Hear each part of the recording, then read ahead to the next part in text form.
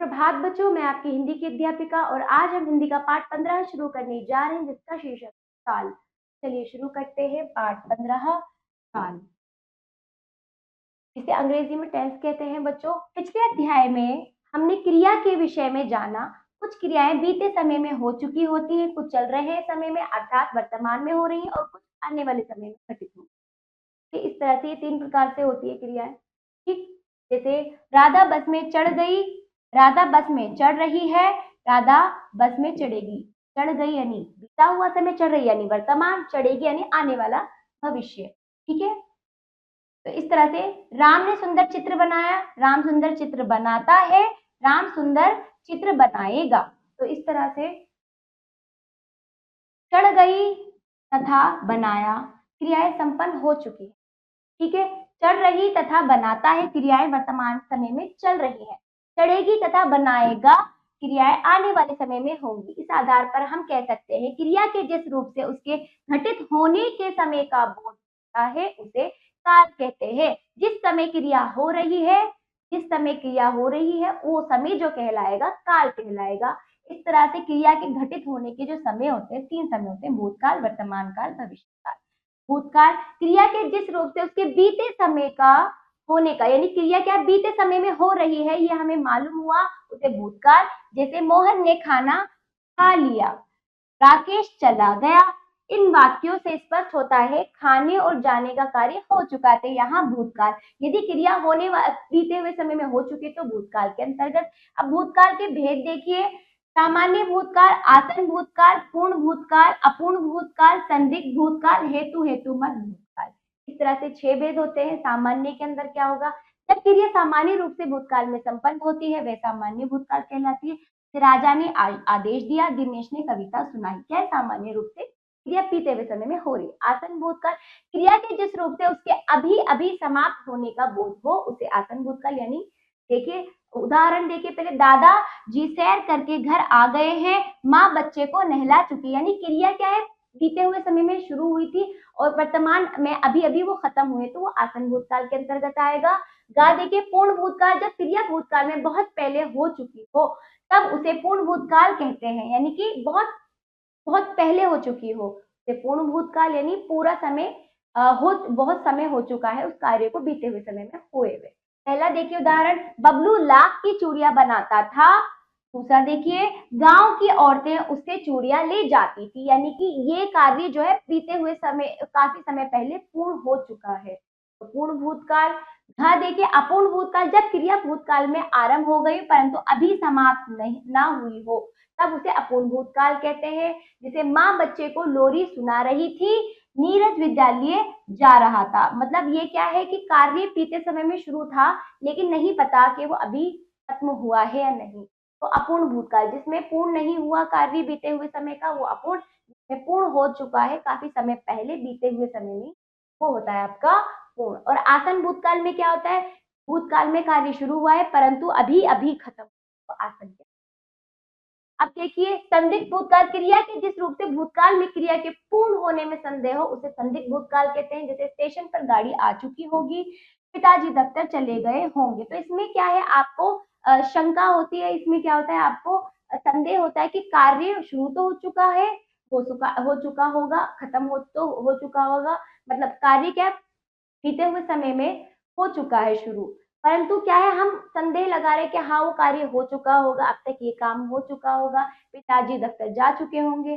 तो इस तरह से हम क्या है इसमें संदेह लगा रहे कि हाँ अंदाजा। ठीक, अब अगला देखिए, हेतु हेतुमत भूतकाल, जो क्रिया भूतकाल में संपन्न हो सकती थी परंतु किसी कारणवश नहीं हो सकी उसे हेतु हेतु मत भूतकाल कहते हैं। जैसे उदाहरण देखिए, यदि राम समय पर स्टेशन पहुंचता तो उसकी गाड़ी ना छूट, यदि वृक्ष ना काटते तो वर्षा समय पर होती। तो इस तरह से क्या है कोई कार्य क्या भूतकाल में संपन्न हो सकती थी परंतु किसी कारण से नहीं हुआ, है ना, तो वो क्या हेतु में हेतुमत भूतकाल के अंतर्गत आते हैं, है ना। इसमें कंडीशन होती कि ऐसा होता तो ऐसा नहीं होता, वैसा होता तो वैसा हो सकता था। इस प्रकार होता है हेतु हेतुमत भूतकाल।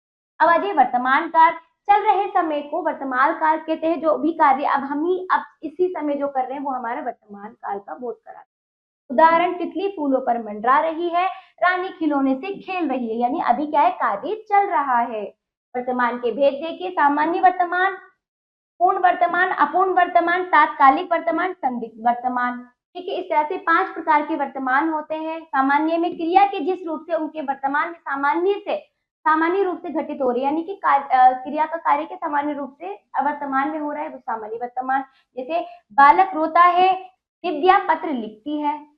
देखिए, पूर्ण वर्तमान, क्रिया के जिस रूप से उसके वर्तमान समय में पूर्ण रूप से समाप्त हो जाने का कार्य चलता है, यानी क्रिया क्या पूर्ण रूप से हो चुके से पूर्ण कहते हैं। वह खाना खा चुका है, अमित चला गया है, इसमें है यानी अभी क्या है, पूरा काम वर्तमान में अभी इसी वक्त हो चुका है, में क्या आएगा, पूर्ण वर्तमान। के अपूर्ण वर्तमान, क्रिया के जिस रूप से यह पता चले कि क्रिया अभी चल रही है, समाप्त नहीं हुई, उसे अपूर्ण वर्तमान, यानी अभी शुरू हुई है, चल रही है परंतु अभी समाप्त नहीं, अपूर्ण वर्तमान में। जैसे शेर जंगल में शिकार कर रहा है, यानी अब भी वो क्या है, शिकार कर रहा है। समाचार वाचक समाचार सुना रहा है, तो इस तरह से क्या है, अभी क्या है, वो कार्य चल रहा है, में अपूर्ण वर्तमान। तात्कालिक वर्तमान में क्या आएगा, देखिए, तात्कालिक में क्रिया के जिस रूप से यह पता चलता है कि कार्य वर्तमान काल में आरंभ हो गया है किंतु अभी समाप्त नहीं हुआ, वर्तमान काल में हो गया है परंतु अभी समाप्त नहीं हुआ। तात्कालिक वर्तमान कहते हैं, जैसे रिया पढ़ रही है, विपिन जा रहा है। ठीक है, तो क्या है, अभी समाप्त नहीं हुआ, अभी काम हो रहा है। क्रिया के जिस रूप से यह पता चलता है कि कार्य वर्तमान काल में या वर्तमान समय, काल यानी समय, आरंभ में शुरू हो गए किंतु अभी समाप्त नहीं हुआ, वो तात्कालिक वर्तमान के अंतर्गत आएगा। संदिग्ध वर्तमान, क्रिया के जिस रूप से उनके वर्तमान काल में घटित होने में संदेह हो, उसे संदिग्ध वर्तमान। देखो अब क्या है, वर्तमान में कोई कार्य पूरा हुआ है नहीं हो, बस शंका है, संदेह हो रहा है, वो संदिग्ध वर्तमान काल में आएगा। माँ आ रही होंगी, काजल मंच पर नृत्य करती होगी। इस तरह से क्या है, इसमें संदिग्ध है, शंका है, वर्तमान में कोई कार्य पूरा है या नहीं, इसमें हमें शंका होती है। भविष्य काल देखिए, भविष्य अर्थात आने वाला समय, क्रिया के जिस रूप से उसके आने वाले समय में होने का बोध, कोई क्रिया आने वाले समय में हो रही हो। उदाहरण देखिए, आज शाम को क्रिकेट मैच खेला जाएगा, माँ थोड़ी देर में बच्चे को सुलाएगी। इस तरह से आने वाले समय में जो क्रिया हो रही। भविष्य काल के भेद देखिए, सामान्य भविष्य काल, संभाव्य, हेतु मत। ठीक है, सामान्य देख, क्रिया के जिस रूप से भविष्य में उसके सामान्य रूप से घटित होने का पता चले, उसे सामान्य भविष्य काल के। जैसे नरेंद्र पुस्तक पढ़ेगा, राम गाना गाएगा, ये क्या था, सामान्य वाक्य होता है। हाँ देखिए, संभाव्य भविष्य, क्रिया के जिस रूप से भविष्य में उसके पूर्ण होने की संभावना का पता चले, उसे संभाव्य है ना। शायद हम मनाली घूमने जाएंगे, हो सकता है कल पिताजी आए, तो इसमें क्या है, आपकी संभावना है, हो भी सकता है नहीं भी हो सकता है, तो संभावना जो है संभाव्य के अंतर्गत आएगा। गा देखिए, हेतु मत भविष्य काल, क्रिया के जिस रूप से यह पता चले कि वह दूसरी क्रिया के होने की स्थिति की भविष्य में संपन्न, हेतु मत काल कहते हैं, यानी कि दूसरी क्रिया के होने में संपन्न होगी, जिस क्रिया मतलब एक क्रिया का दूसरी क्रिया पर निर्भर होना भविष्य में। जैसे तुम बुलाओगे तो मैं अवश्य आऊंगा, यदि मेहनत नहीं करोगे तो सफलता कैसे प्राप्त करोगे, तो एक क्रिया दूसरे पर निर्भर है भविष्य के अंदर। ठीक, तो इसके अंतर्गत यह है। चलिए पाठ समाप्त हो, पुनरावृत्ति कीजिए। क्रिया के करने या होने को काल कहते हैं। काल के 3 भेद होते हैं, भूतकाल, वर्तमान काल, भविष्य काल। बीते समय में क्रिया का होना या करना भूतकाल कहलाता है। भूतकाल के भेद है सामान्य भूत, आसन भूत, पूर्ण भूत, अपूर्ण भूत, संदिग्ध भूत तथा हेतु। चल रहे समय में क्रिया का होना या करना वर्तमान काल कहलाते हैं। वर्तमान काल के भेद है सामान्य वर्तमान, पूर्ण वर्तमान, अपूर्ण वर्तमान, तात्कालिक वर्तमान तथा संदिग्ध वर्तमान। आने वाले समय में क्रिया का होना या करना भविष्य काल कहलाता है, यानी देखिए इसके भी प्रकार, सामान्य भविष्य का, संभावित भविष्य का तथा हेतु है। आओ करें अभ्यास। पाठ समाप्त हुआ। इन प्रश्नों के उत्तर आप स्वयं देंगे पाठ के अनुसार। अभ्यास खा देखिए, निम्नलिखित कथनों के सामने सही या गलत का चिन्ह लगाइए।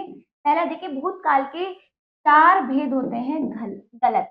वर्तमान काल में कार्य आने वाले समय में होता है, गलत। ठीक है, क्रिया करने के समय को काल कहते हैं, सही। फिर अगला, भविष्य काल में क्रिया के आने वाले समय में होने का बोध होता है। चलिए गा देखिए, निम्नलिखित वाक्यों को वर्तमान काल या तथा कट निम्नलिखित वाक्यों को वर्तमान काल तथा भविष्य काल में बदलिए।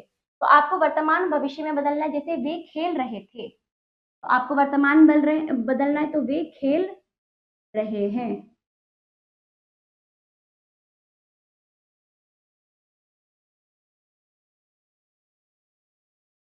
वे खेल रहे होंगे। आप इसको भविष्य में, वे खेल रहे होंगे ये वाले समय, ठीक है।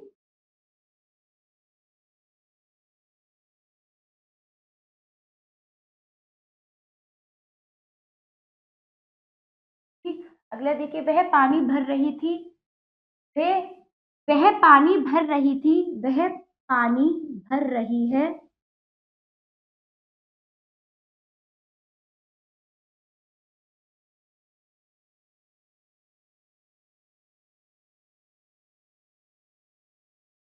वह पानी भर रही होगी।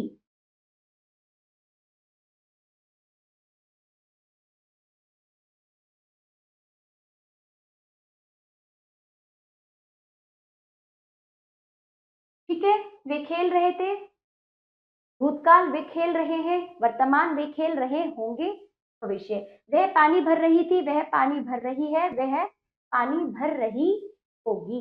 तो इस तरह से आपको तीनों कालों में ये वाक्य परिवर्तित करके लिखना है। अगला देखिए, निम्नलिखित वाक्यों को ध्यानपूर्वक पढ़कर बताइए कि वाक्य वर्तमान, भूत तथा भविष्य के किस भेद के अंतर्गत आते हैं। ठीक है, अगला घ देखिए, निम्नलिखित वाक्यों को ध्यानपूर्वक पढ़कर बताइए कि ये वर्तमान, भूत तथा भविष्य के किस भेद से या किस भेद के अंतर्गत आते हैं। पहला देखिए, यदि तुम बुलाओगे तो मैं अवश्य आऊंगा। तो क्या है, भविष्य में एक क्रिया दूसरी क्रिया पर निर्भर है। भविष्य में हेतु हेतु मत भविष्य काल आएगा, यहाँ हेतु हेतु मत भविष्य काल।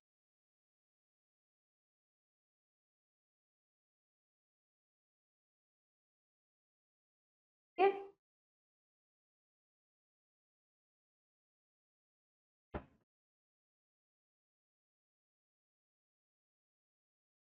ठीक है। दूसरा देखिए, वे कल विश्राम करेंगे, तो ये क्या है, सामान्य भविष्य काल।